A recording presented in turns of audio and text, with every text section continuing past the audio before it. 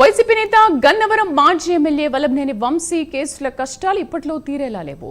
Gannavaram TDP కార్యాలయంపై దాడి కేసులో వల్లభనేని వంశీని 3 రోజుల పాటు సిఐడి కస్టడీకి విజయవాడ సిఐడి కోర్టు ఆదేశాలు ఇచ్చింది. ఈ నెల 22, 23, 24 తేదీల్లో విజయవాడ కార్యాలయంలో సిఐడి అధికారులు వంశీని ప్రశ్నించనున్నారు.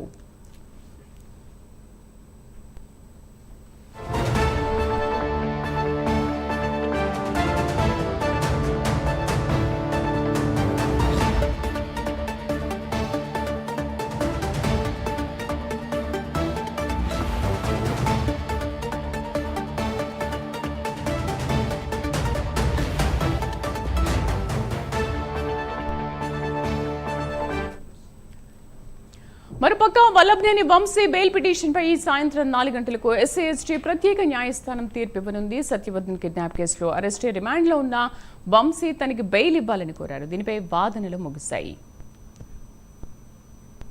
శ్రీనివాస్ పూర్తి సమాచారం అందిస్తారు మా correspondent Srinivas. Thank you Sridevi. Gannavaram TDP కార్యాలయంపై దాడి చేసిన కేసులో గన్నవరం మాజీ ఎమ్మెల్యే వల్లభనేని వంశీ A71 నిందితుడిగా ఉన్నారు. ఈ రోజు విజయవాడ 3వ ఏసీజీఎం న్యాయస్థానం అతన్ని సిఐడి కస్టడీకి ఇస్తూ కూడా ఈరోజు ఆదేశాలు జారీ చేసింది. సిఐడి తమకు కస్టడీకి ఇవ్వాలని చెప్పేసి కోర్టులో పిటిషన్ దాఖలు చేసింది. దీనిపైన కూడా ఈరోజు కోర్టు విచారణ చేపట్టింది. అయితే టీడీపీ కార్యాలయంపై దాడి చేసిన కేసులో నిందితులుగా ఉన్న వంశీని కూడా సిఐడి పోలీసులకు 3 రోజుల పాటు విచారణకు ఇంటరాగేషన్ కి ఇస్తూ కూడా ఈరోజు ఆదేశాలు జారీ చేసింది. ఈ నెల 28 వరకు ఏదైతే ఉందో అతను 3 రోజుల పాటు అతను విచారణ చేసే విధంగా కూడా కోర్టు ఆదేశాలు జారీ చేసింది. మరోవైపు చూసుకుంటే గన్నవరం మాజీ ఎమ్మెల్యేకి సంబంధించి కూడా ఆయన బెయిల్ పిటిషన్ దాఖలు చేశారు. ఆ బెయిల్ పిటిషన్ కూడా ఈ రోజు కోర్టు విచారణ చేపట్టింది. ఈ రోజు సాయంత్రంలోగా కూడా విజయవాడ ఎస్సీ ఎస్టీ ప్రత్యేక న్యాయస్థానం కూడా ఏదైతే సత్యవర్ధన్ కిడ్నాప్ కేసులో వంశీ ప్రస్తుతం రిమాండ్ లో ఉన్నాడు. దీనిపై కూడా ఆయన తనకు బెయిల్ కావాలని చెప్పేసి కూడా అతని తరఫున న్యాయవాదులు కూడా కోర్టును ఆశ్రయించారు.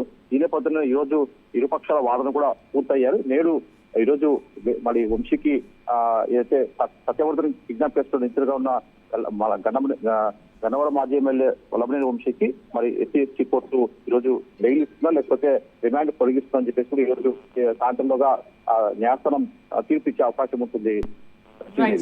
Thank you.